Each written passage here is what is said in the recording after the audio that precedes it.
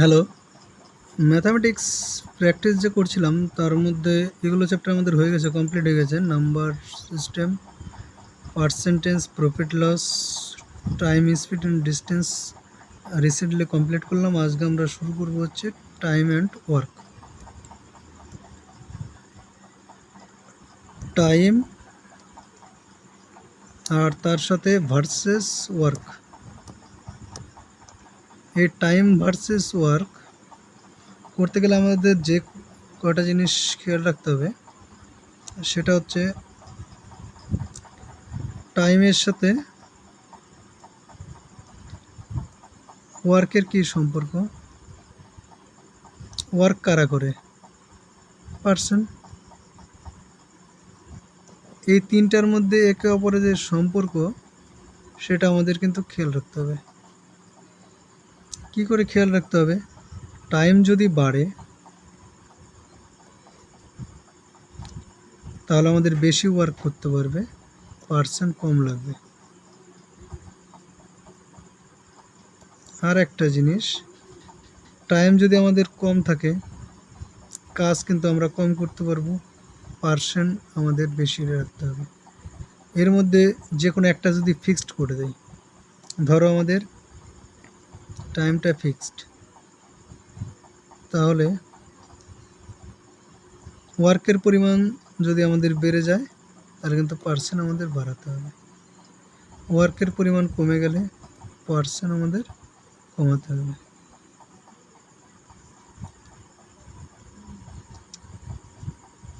একই রকমভাবে এবার ওয়ার্কটা ফিক্সড করে দিলাম, হলুদ রং খুব একটা ভালো বোঝা যায় না। টাইমটা যদি বাড়িয়ে দেই তাহলে আমাদের পার্সেন্ট কিন্তু কম লাগবে, পার্সেন্ট কম লাগবে। টাইম যদি কমিয়ে দেই পার্সেন্টটা কম লাগবে। এবার যদি পার্সেন্ট ফিক্সড থাকে, কোন কালার দিই, পার্সেন্ট যদি ফিক্সড থাকে টাইম আর ওয়ার্কের মধ্যে কী সম্পর্ক হবে? টাইম বাড়ালে বেশি কাজ করতে পারবো, তাই তো। আর যদি আমরা টাইম কমিয়ে দিই কম কাজ করতে পারবো। এই সম্পর্কগুলো একটু মাথার মধ্যে ঢুকিয়ে নাও।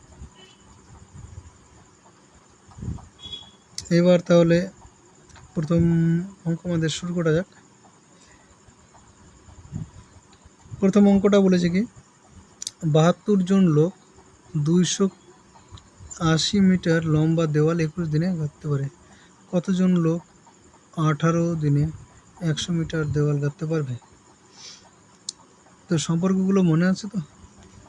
ঠিক আছে, তাহলে শুরু করি।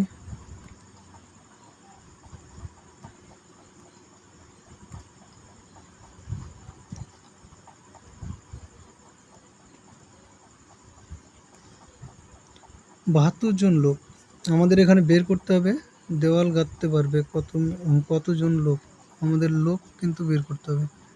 তাহলে যদি 280 মিটার কাজ 21 দিনে করে 72 জন লোকে,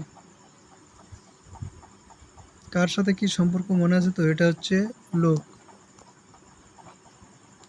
এটা সময়।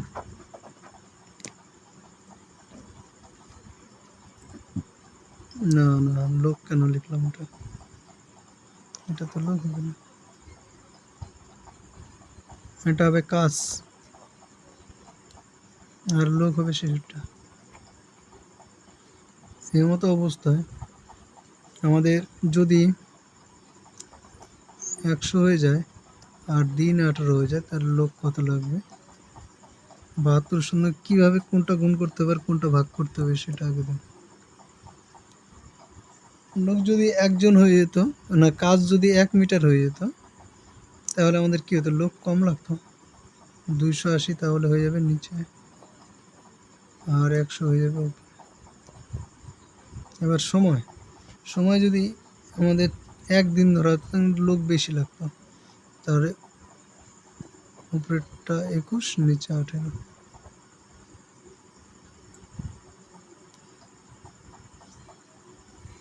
ঠিক আছে, এবার এটাকে ক্যালকুলেশন করি। ক্যালকুলেশন যদি করি 0 0 কেটে গেল, 3 দিয়ে যদি কাটি 3 7 21, 3 6 18, 6 দিয়ে কাটলে 6 12 72, 7 দিয়ে কাটলে 4 7 28, 4 দিয়ে 12কে কাটলে 3। তাহলে শুধুমাত্র এখানে থাকলো 10 আর এখানে 3, 3 10 30, 30 হবে অ্যান্সার। তাহলে ডিরেক্ট আমরা করে দেবো 72-এর সঙ্গে। আমাদের এই ক্যালকুলেশনটাই শুধুমাত্র দরকার, বাকি সব ঘাস কাটুক। ঠিক আছে, নেক্সট অঙ্ক।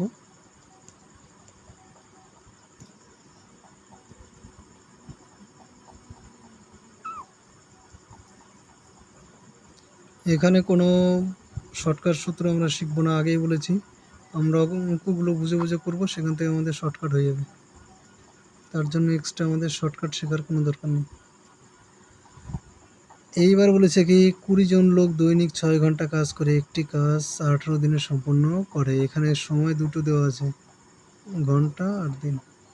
15 জন লোক দৈনিক কত ঘন্টা কাজ করলে আমাদের 12 দিনে কাজটি শেষ করতে পারবে। তাহলে এখানে আমাদের বের করতে হবে দৈনিক কত ঘন্টা কাজ। এবার ঘন্টা কাজ আছে আগে 6, সেই 6টাকে সবার আগে আমরা লিখে নেব। গুণিত আরও দুটো জিনিস দেওয়া আছে ডাইমেনশন, একটা লোক আর একটা দিন। তাহলে দুটো আমরা ড্যাশ লিখে রাখলাম। ঠিক আছে, এইবার বলো প্রথমে জনের সাথে সম্পর্ক কি হবে।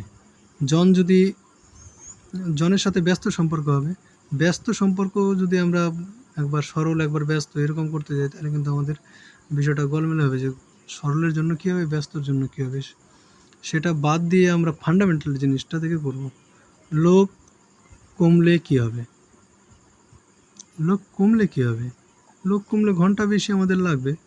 তাহলে যে আমাদের 20 ছিল এর সাথে সম্পর্কিত, সেই 20 উপরে গুণ হয়ে যাবে। 20 যখন উপরে গুণ করে দেবো, তাহলে লোক পরের আমাদের লোক কত দেওয়া আছে 15, 15 দিয়ে ভাগ, 15 নিচে হয়ে যাবে। আবার দিন, দিন আমাদের ছিল আগে 18 দিন। আর যদি দিন কমিয়ে দিই, তাহলে ঘন্টা আমাদের কি দিনে বেশি ঘন্টা করে কাজ করতে হবে।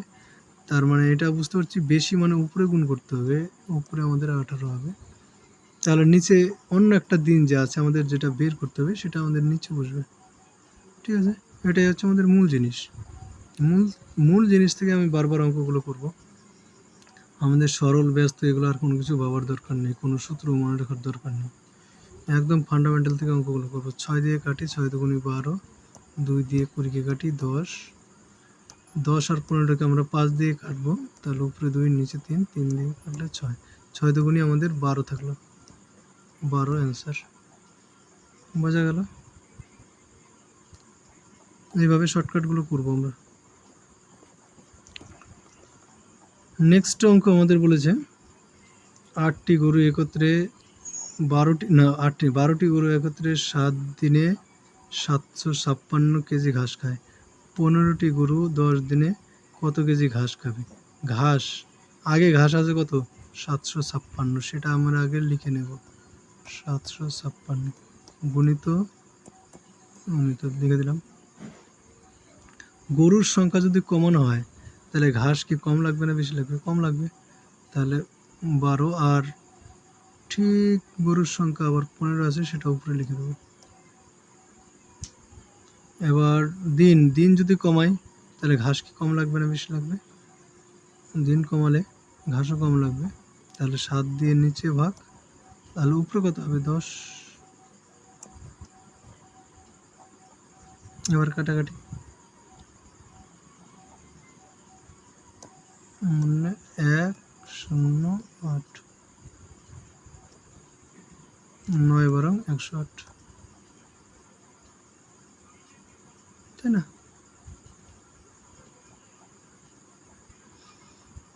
এবার গুণ করে দিই, এই দুটো গুণ করলে হয়ে যায় 5 9 45, 5 আর 2 হলো 4, আর একটা 0, 1350। তো বোঝা গেল, এইভাবে আমরা পরের অঙ্কগুলো করব। সবাই লাইক করে দিও, নতুন যারা আছে সাবস্ক্রাইব করে দিয়ে সঙ্গে থাকবে। সামনে তোমাদের এনটিপিসি পরীক্ষা আছে, খুব কাজে লাগবে। মিসলেনিয়াস আছে, ক্লার্কশিপ পরীক্ষা আছে।